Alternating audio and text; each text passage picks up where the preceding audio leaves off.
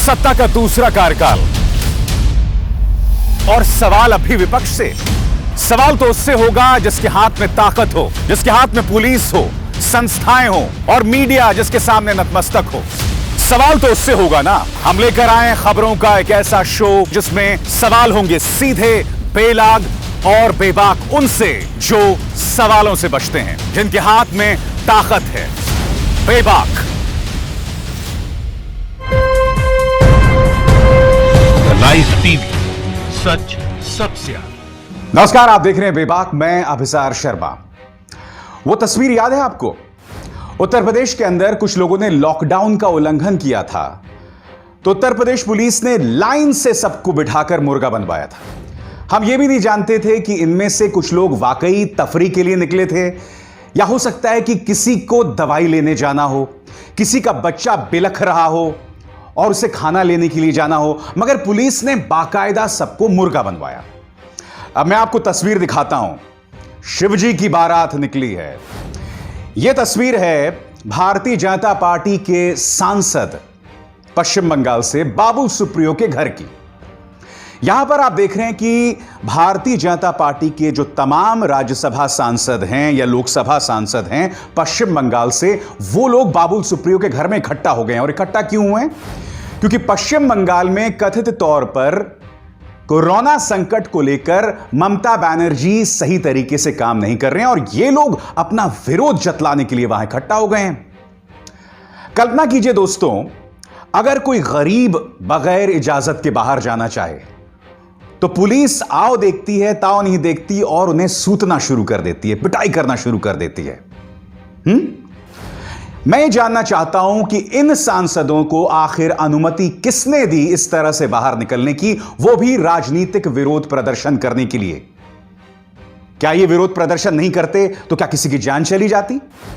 क्या वो आपातकालीन काम था कि ये लोग मैदान में किसी के घर में आके इस तरह से इकट्ठा हो गए? क्या ये सवाल पूछा यहां जरूरी नहीं है? और मैं क्यों पूछ रहा हूं ये पूछा यहां जरूरी है? क्योंकि उत्तर प्रदेश में हो सकता है योगी जी के कामकाज से लोगों की शिकायत होगी, मगर हमने कहीं भी बीएसपी और सपा का विरोध प्रदर्शन नहीं देखा। दिल्ली की बात कर लो, दिल्ली में भी भारतीय जनता पार्टी नहीं निकली मैदान में। गुजरात, जहां हालात बद से बदतर हैं, जहां विजय रूपाणी की हम शक्ल नहीं देख रहे हैं, टॉप 3 राज्यों में है, क्या वहां पर कांग्रेस सड़कों पर निकली या इस तरह से विरोध प्रदर्शन किए जिस तरह से हम देख रहे हैं यहां पर बाबुल सुप्रियो के घर में? वो क्या कहावत है, सैया भय कोतवाल तो अब डर काहे का।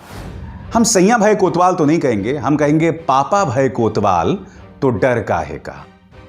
सारी धौंस पापा की ही है। और यकीन मानिए, अपने आप में बहुत दुखद है कि इस तरह से हमारे सांसद, सत्तारूढ़ पार्टी के सांसद जो हैं, धज्जियां उड़ा रहे हैं कोरोना संकट को लेकर, जो लॉकडाउन है उसकी। यह विरोध प्रदर्शन क्या बाद में नहीं हो सकता था? क्या इसलिए ये लोग इकट्ठा हुए हैं क्योंकि पश्चिम बंगाल में आपके पास एक स्वर्णिम मौका है अगले विधानसभा चुनावों में सत्तारूढ़ होने का, सत्ता पे काबिज होने का? तो क्या इसके लिए नियम कानूनों की भी धज्जियां उड़ाई जाएंगी? मैं आपको बताना चाहूंगा कि जब वहां पर कुछ न्यूज चैनल्स पहुंचे और उनमें से किसी एक न्यूज चैनल ने उनसे पूछा कि आप कोरोना संकट को लेकर लॉकडाउन की धज्जियां क्यों उड़ा रहे हैं, तो इस पर माननीय बाबुल सुप्रियो ने क्या कहा आपके सामने। एक जाने माने न्यूज चैनल ने हमारे पास आए और जब हम प्रदर्शन कर रहे थे ममता बनर्जी के खिलाफ, और उन्होंने हमसे बार बार एक ही सवाल पूछा, ये लोग बेवजह अननेसेसरी कंट्रोवर्सी, बेवजह का विवाद पैदा कर रहे हैं और हम लोग जो हैं पश्चिम बंगाल के अंदर ज्यादती और अत्याचार की लड़ाई लड़ रहे हैं। आज बाबुल सुप्रियो से मैं सवाल पूछना चाहता हूं। जैसे मैंने कहा ना, आपको ढेरों मिसालें दी, इनमें से कोई भी पॉलिटिकल पार्टी अपनी प्रतिद्वंदी सरकार के खिलाफ सड़कों पर नहीं उतरी, तो आखिर आपको उतरने का हक किसने दिया? ये कहने को साथ साथ बैठे हैं, मगर ये किसी भी तरीके से लॉकडाउन के अंदर जो नियम कानूनों का हमें पालन करना चाहिए वो नहीं दिखाई दे रहा।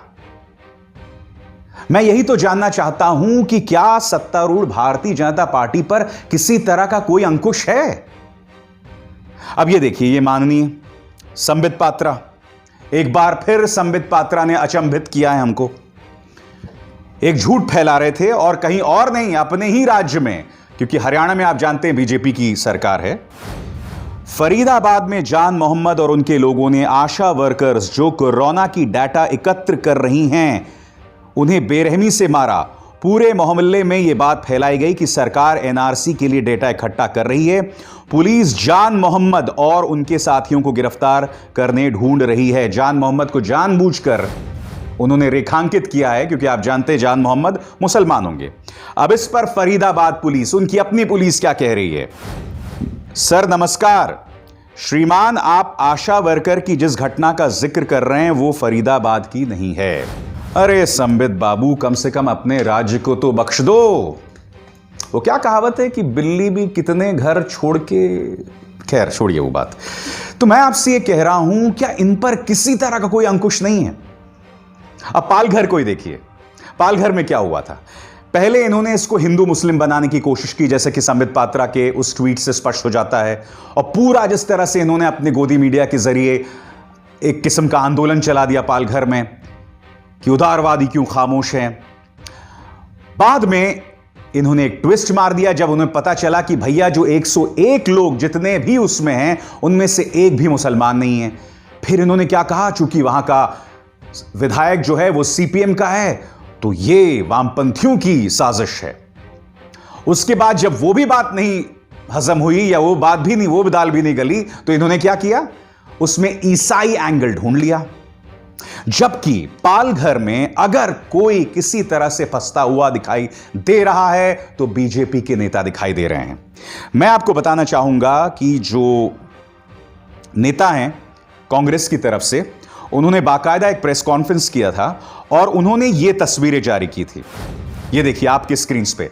सबसे पहले आप ये तस्वीर देखिए। भाजपा ढाणू तालुका महिला अघाड़ी अध्यक्ष श्रीमती संगीता काटेला पालघर, उनकी तस्वीर दिखाई गई है। और उसके बाद सरपंच मिस्टर सावक चौधरी पालघर।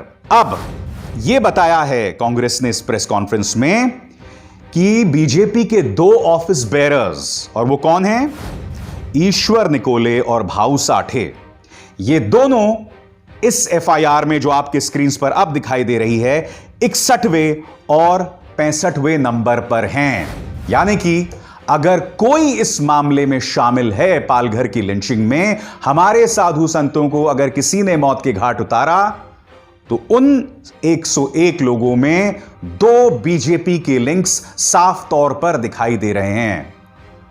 मगर बौखलाहट देखिए बीजेपी की कि ये लगातार कोशिश कर रहे हैं कि हम किसी तरीके से इसको सांप्रदायिक कर डालें।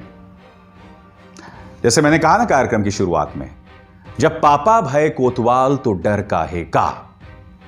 मैंने अक्सर अपने शोज में आपके सामने यह मुद्दा रखा है कि कोरोना संकट के जरिए भारतीय समाज का जो बदसूरत चेहरा सामने उभर कर आया है, बार बार जिस तरह से हमने वर्ग विशेष को सोशल बॉयकॉट की बात की, और ये तमाम मुद्दों की चर्चा अंतर्राष्ट्रीय तौर पर हो रही है। विश्व स्वास्थ्य संगठन ने कहा था कि प्लीज मुसलमानों को टारगेट करना बंद करो। उसके बाद मध्य पूर्व में कई देशों ने अपने जो तेवर सख्त किए इस मुद्दे को लेकर। हालांकि मैं ये भी जानता हूं उसी के बहाने कई अफवाह भी फैली। मगर जो मैं बात आपको बताने की कोशिश कर रहा हूं वो ये बताने की कोशिश कर रहा हूं कि हमारे तेवरों के चलते हमारी बदनामी अंतर्राष्ट्रीय तौर पर हुई, और इसकी नुमाइंदगी कोई और नहीं भारतीय जनता पार्टी के नेता कर रहे थे, जैसे कि मैंने आपको अभी अभी प्रमाणित किया। जी हां, इस मुद्दे का भी हिंदू मुसलमान, जब नहीं मिला तो उसमें वामपंथी, जब नहीं मिला तो उसमें ईसाई, और अब तो यह प्रमाणित हो ही चुका है कि 101 में से अधिकतर भाजपा समर्थक थे। मगर आखिर ये कब रुकेंगे, ये कब थमेंगे? हकीकत यह है दोस्तों कि किसी तरह की कोई जवाबदेही नहीं है इन नेताओं की बौखलाहट को लेकर, इन नेताओं के गैर जिम्मेदाराना बयान को लेकर, चाहे बाबुल सुप्रियो हो, चाहे संबित पात्रा हो। यही सवाल तो मैं आपसे पूछ रहा हूं, आखिर क्यों? अब मैं आपको कुछ और चीजें बताता हूं जो वाकई हैरत में डालने वाली है। क्या आप जानते हैं कि जिस प्रधानमंत्री केयर्स, पीएम केयर्स में हम कोरोना संकट को लेकर अपना योगदान दे रहे हैं, उसकी किसी तरह की कोई जवाबदेही नहीं है, उसका किसी तरह का कोई ऑडिट नहीं होगा। मैं आपको एनडीटीवी की एक खबर पढ़ के सुनाना चाहता हूं। कोरोना वायरस संकट जैसी राष्ट्रीय आपदा की स्थिति का सामना करने के लिए गठित prime ministers citizens assistance and relief in emergency situation या पीएम केयर्स फंड का नियंत्रक एवं महालेखा परीक्षक यानी CAG ऑडिट नहीं करवाया जाएगा। सूत्रों ने शुक्रवार को एनडीटीवी को यह जानकारी दी। सीबीआई कार्यालय के सूत्रों ने कहा, चूंकि यह फंड व्यक्तियों और संगठनों के दान पर आधारित है, इसीलिए हम इसकी जांच नहीं कर सकते। आगे क्या है, इस पर गौर कीजिएगा। 28 मार्च को कैबिनेट द्वारा गठित पीएम केयर्स ट्रस्ट के प्रधानमंत्री नरेंद्र मोदी चेयरपर्सन और वरिष्ठ कैबिनेट सदस्य ट्रस्टी हैं। CAG के एक वरिष्ठ अधिकारी ने कहा कि जब तक ट्रस्टी हमसे ऑडिट करने के लिए नहीं कहेंगे, हम खातों का ऑडिट नहीं करेंगे। रिपोर्टों के मुताबिक सरकारी सूत्रों ने कथित तौर पर कहा है कि ट्रस्टियों द्वारा नियुक्त पीएम केयर्स फंड का स्वतंत्र लेखा परीक्षकों द्वारा ऑडिट किया जाएगा। दो मुद्दे, इंडिपेंडेंट लोग, स्वतंत्र लोग इसका ऑडिट करेंगे। अब ये कौन है अभी तक स्पष्ट नहीं है। यही नहीं, क्या कहा कि जब तक ट्रस्टी हमसे नहीं करेंगे, और ट्रस्टी कौन है? प्रधानमंत्री नरेंद्र मोदी चेयरपर्सन और वरिष्ठ कैबिनेट सदस्य ट्रस्टी हैं। मैं आपसे क्या कह रहा हूं दोस्तों, इतने बड़े संकट में जवाबदेही तय होनी चाहिए। आपने अचानक 4 घंटे का वक्त दे दिया और देश को लॉकडाउन कर दिया। नतीजा यह हुआ कि गरीब सड़कों पर आ गया, उसे ढेरों तकलीफें हुई। कम से कम 30 लोग सड़कों पर चलते हुए मारे गए। मैं नहीं बोला हूं तेलंगाना से वो 12 साल की लड़की जो निकली थी, अपने घर से 50 किलोमीटर दूर थी, उसकी मौत हो गई। मैं नहीं भूला हूं महतो की वो शक्ल, वो जा रहा था बेगूसराय, बिहार जा रहा था वो, और बनारस में आके उसने दम तोड़ दिया। इन तस्वीरों के लिए कोई जवाबदेही तो थोड़ी ना तय की जाती है। आज पीएम केयर्स का कोई ऑडिट नहीं होगा। मैंने खुद पीएम केयर्स में योगदान दिया है, मैं उस पर सवाल नहीं खड़ा करूंगा। मगर यह सवाल इसलिए उठ रहा है क्योंकि आप बाकायदा जो काम कर रहे हैं ना, उसमें निहायत ही गैर जिम्मेदाराना रवैया दिखाई देता है। किसी तरह की कोई जवाबदेही नहीं, पारदर्शिता नहीं, और यह अपने आप में एक बहुत बड़ी त्रासदी है। अब जवाबदेही की बात मैं आपको एक और चीज बताना चाहता हूं। क्या आप जानते हैं कि गृह मंत्रालय ने अभी कुछ ही दिनों पहले एक फरमान जारी किया था, और वो फरमान क्या था मैं आपको बताता हूं। 24 अप्रैल का। इस ऑर्डर के मुताबिक in rural areas all shops except those in shopping malls are allowed to open, यानी कि जो ग्रामीण इलाकों में सभी दुकानें खुली रहेंगी मॉल्स को छोड़ के। इन अर्बन एरियाज यानी कि शहरी इलाकों में all stand alone shops, neighborhood shops and shops in residential complexes are allowed to open. Shops in markets, market complexes and shopping malls are not allowed to open. इसका अर्थ क्या हुआ कि जितने भी इकलौती दुकानें हैं उन्हें खुलने की इजाजत होगी, मगर मॉल्स के अंदर जो दुकानें हैं वो नहीं खुलेगी। क्यों? क्योंकि मॉल्स में भीड़ इकट्ठा होती है। यह आदेश किसी और का नहीं, गृह मंत्रालय का था। इसमें कहीं यह स्पष्ट नहीं किया गया था कि भाई नाई की दुकानें नहीं खुलेंगी। आपके इस आदेश के मुताबिक कोई रेस्टोरेंट जो कि मॉल का हिस्सा नहीं है वो भी खुल सकता था, आपके इस आदेश के मुताबिक। फिर 2 दिन बाद आपको होश आता है तो आप नए सिरे से एक आदेश जारी करते हैं, नहीं नहीं नहीं नहीं साहब, हम रेस्टोरेंट नहीं खोलेंगे, नाई की दुकान नहीं खोलेंगे। तो मैं आपको ये क्यों बता रहा हूं? मैं आपको फिर इसलिए बता रहा हूं कि इस सरकार के रवैये में बहुत असमंजस है, बहुत जबरदस्त कंफ्यूजन है, और इसका खमियाजा कोई और नहीं, देश की जनता भुगत रही है। अब आपने क्या किया? जो मध्यम वर्गीय सरकारी अफसर है उसका डीए खत्म हो गया। मैं आपको बताना चाहता हूं पूर्व प्रधानमंत्री मनमोहन सिंह क्या कह रहे हैं आपकी स्क्रीन पर।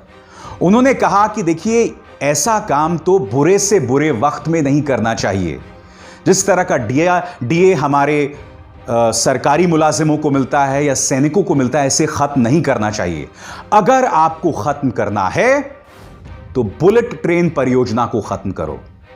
इसके अलावा आप जो पूरा सौंदर्यीकरण कर रहे हैं ना राजपथ का, उसे खत्म करो। इन्होंने क्या किया था? अब तक बुलेट ट्रेन परियोजना को बंद नहीं किया।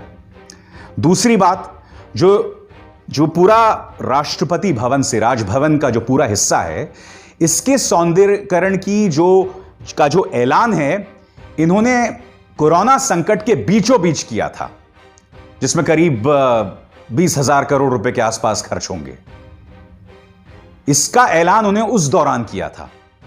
इसे खत्म नहीं करेंगे। आप क्या करेंगे? सरकारी मुलाजिमों का डीए खत्म करेंगे। क्या है आपकी प्राथमिकताएं? बताइए ना मुझे। मैं आपसे यही तो जानना चाहता हूं कि क्या कोई जवाबदेही है यह सरकार जो करती है उसके कदमों को लेकर, उसके एक्शंस को लेकर किसी तरह की कोई जवाबदेही है? और क्या यह सवाल बतौर जनता आपको नहीं उठाना चाहिए? या आप इस बात को लेकर खुश हैं कि प्राइम टाइम आपका जो मनोरंजन है वो कोरोना संकट में भी हिंदू मुसलमान करके कर रहा है, तबलीग जमात को लेकर देकर कर रहा है? वाकई अपने आप में बहुत दुखद बात है दोस्तों। जवाबदेही न के बराबर है और सत्तारूढ़ भारतीय जनता पार्टी के नेता इस तरह से गैर जिम्मेदाराना रवैये का परिचय दे रहे हैं। आपको शर्म आनी चाहिए। बेबाक में बस इतना ही। मेरी आप सबसे अपील कि ज्यादा से ज्यादा इस कार्यक्रम को शेयर करें और द लाइव टीवी को सब्सक्राइब करने के साथ साथ वो बेल आइकन जरूर दबाएं, ताकि जैसे ही मैं कोई शो करूं सीधे आपके मोबाइल फोन्स तक पहुंच जाए। नमस्कार। द लाइव टीवी, सच सबसे आगे।